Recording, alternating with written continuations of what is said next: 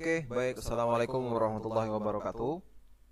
Dalam pembelajaran kali ini kita akan belajar tentang ikatan kimia, ya, yang merupakan chapter ketiga atau bab ketiga dalam pembelajaran kimia di semester ganjil tahun pelajaran 2020-2021. Baik. Jadi standar kompetensi yang akan kita capai yakni memahami terjadinya ikatan kimia, di mana dalam kompetensi dasar ini kita dituntut untuk bisa menjelaskan ulang mengenai proses terjadinya ikatan ion, kovalen, logam, dan hubungan antar molekul atau yang disebut dengan ikatan van der Waals. Ya, ini adalah tujuan pembelajaran. Ya, ada 6 butir tujuan pembelajaran. Dan ada aturan, ya, konsep awal sebelum kita mempelajari ikatan kimia. Jadi konsep awal ini tentang elektron dan ikatan aturan oktet, ya. Di mana unsur yang paling stabil itu adalah golongan gas mulia, golongan 8A. Semua unsur gas mulia itu ditemukan dalam bentuk gas monoatomik. Mono itu satu, ya, dan tidak ditemukan bersenyawa di alam bebas.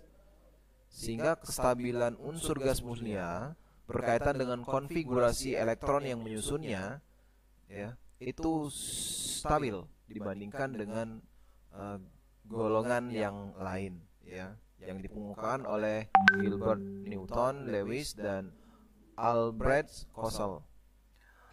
Dilihat dari konfigurasi elektronnya, unsur-unsur gas mulia itu mempunyai konfigurasi penuh, yaitu konfigurasi oktet, yang berarti mempunyai 8 elektron pada kulit terluar, kecuali untuk unsur helium, karena helium punya elektron valensi 2, ya, konfigurasi duplet pada kulit terluarnya.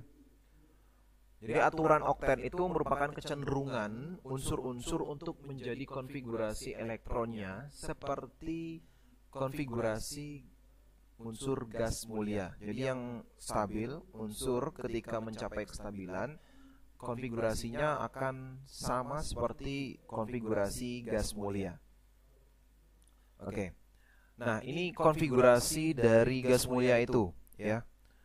Helium, neon, argon, ya.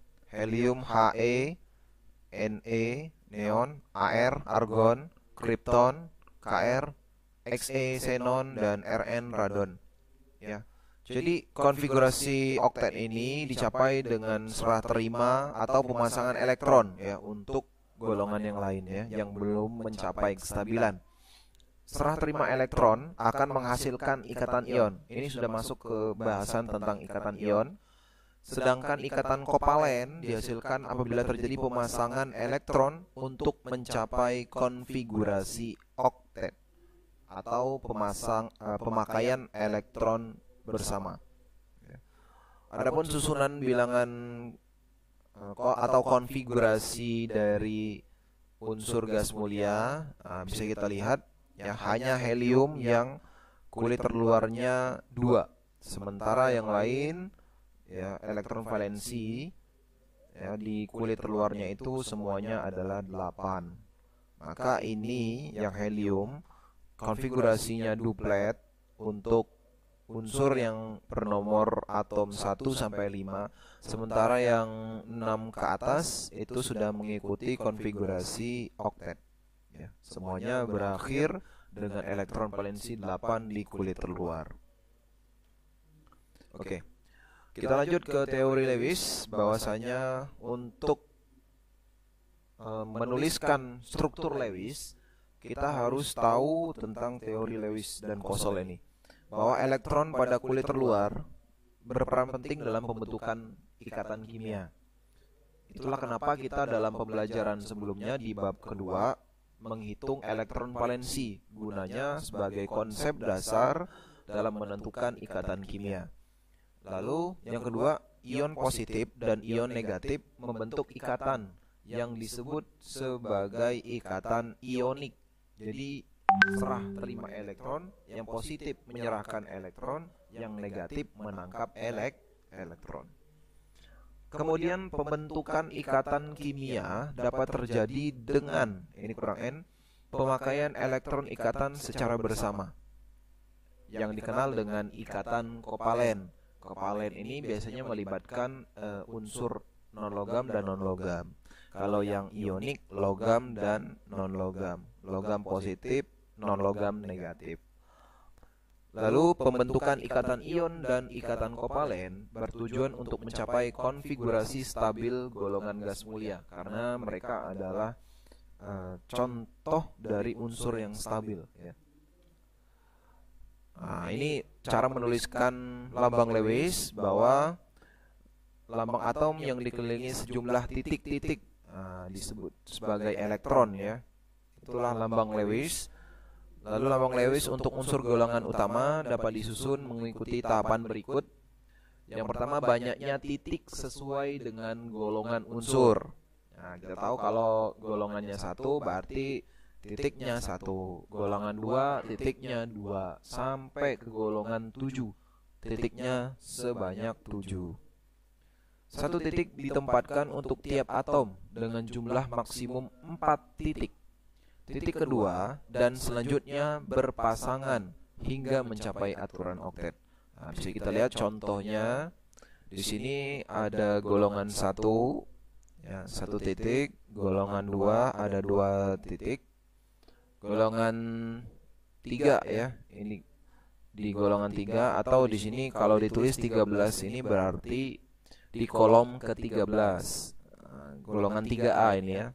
Ada 3, 14, ya, golongan 4A, ini golongan 5A, 5 titik, 6 titik, 7, golongan 7A. Nah, ini yang stabil golongan 8A. Oke. Nah, untuk video kali ini kita akan fokus membahas ikatan ion. Ikatan ion ini adalah ikatan yang terjadi akibat gaya tarik listrik, ya. Gaya tarik listrik atau Coulomb antara ion yang berbeda. Jadi yang positif itu merupakan unsur logam, ya. Dia cenderung melepaskan elektron karena dia punya elektron terluar, ya. Dia cenderung melepas, sementara pasangannya adalah non elektron yang cenderung untuk menangkap elektron. Jadi logam melepaskan elektron, ya, yang non logam menerima elektron, sehingga terjadilah ikatan ion, ikatan serah terima elektron. Contohnya adalah Na, ya, di golongan 1, ya, karena logam itu biasanya ada di golongan 1 dan golongan 2, sama sebagian di golongan 3. Sementara golongan 4 ke atas sampai ke 7 itu unsurnya non logam, ya. Cl termasuk ke dalam klor, termasuk ke dalam golongan ke-7A. Jadi Na bermuatan positif, Cl bermuatan negatif, terjadi serah terima elektron di sini, ya.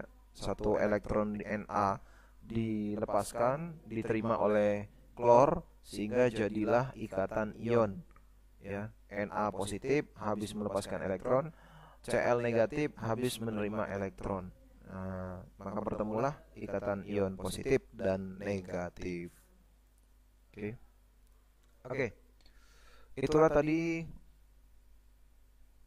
video yang kita bahas mengenai struktur Lewis dan ikatan ion.